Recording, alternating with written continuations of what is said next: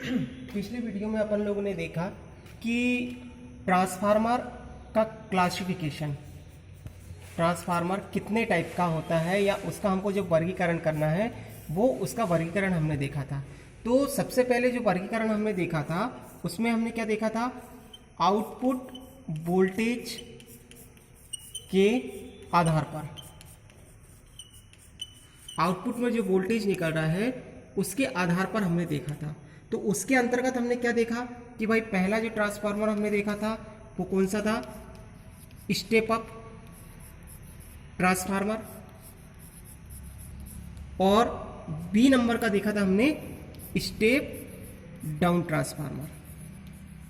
इसके विषय में हमने पढ़ चुका है कि भाई स्टेप अप क्या होता है, क्या काम आता है, इसकी प्राइमरी वाइंडिंग कैसी होती है, सेकेंडरी वाइंडिंग कैसी होती है और क्या करता है।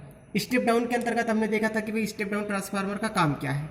अब हम देखते हैं इन दोनों ट्रांसफार्मर का यूज कहाँ होता है और हम किस कारण कहाँ पर इसका यूज करते हैं। तो हम सबसे पहले जो देखेंगे वो देखेंगे स्टेप अप का, स्टेप अप ट्रांसफार्मर का यूज हम कहाँ इसका उपयोग करते हैं। पिछले वीडियो में ये चीज छूट गई थी, इसलिए इसको पुनः मैं बता रहा हूं कि भाई स्टेप अप ट्रांसफार्मर का प्रयोग हम कहाँ करेंगे। तो स्टेप अप ट्रांसफार्मर का प्रयोग हमें ऐसी जगह पर करना है जहां पर वोल्टेज को आपको स्टेप अप करना है। उदाहरण के लिए भाई आपकी जो इलेक्ट्रिकल एनर्जी है उसकी जो मैन्युफैक्चरिंग है वो कहाँ होती है, प्लांट में होती है। जो प्लांट में बिजली का निर्माण हो रहा है वो एक फिक्स वैल्यू में होगा। उन्होंने कहा मान लीजिए 11 kV में हुआ और हमको ट्रांसमिशन करना है, मान लीजिए हमको ट्रांसमिशन करना है कितने में, आपको ट्रांसमिशन करना है यानी प्लांट से आपको आपके यहाँ तक बिजली लाना है। तो उसके लिए आपको क्या करना है, उसको वोल्टेज को स्टेप अप करना पड़ेगा, या तो 132 kV में कन्वर्ट करो या 33 kV में उसको कन्वर्ट करना पड़ेगा और वहां से फिर उसको ट्रांसमिट किया जाता है। तो स्टेप अप ट्रांसफार्मर का प्रयोग काय के लिए कर रहे हैं हम कि जो वोल्टेज है उसको स्टेप अप करके ट्रांसमिशन के लिए हम इसका प्रयोग करते हैं। तो ये हो गया आपका स्टेप अप ट्रांसफार्मर। अब हम देखते हैं स्टेप डाउन ट्रांसफार्मर के बारे में कि भाई स्टेप डाउन ट्रांसफार्मर का प्रयोग हम कहाँ करेंगे।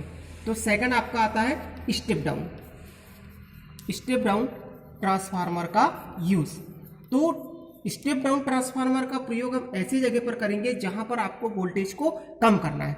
जैसे मान लीजिए आपके पास प्लांट से बिजली 132 kV से ट्रांसमिट होकर आई, अभी आपको क्या करना है, इसका वोल्टेज को आपको कम करना है, यानी वोल्टेज को कम करना है यानी आपने उसको क्या किया, 33 kV में कन्वर्ट किया।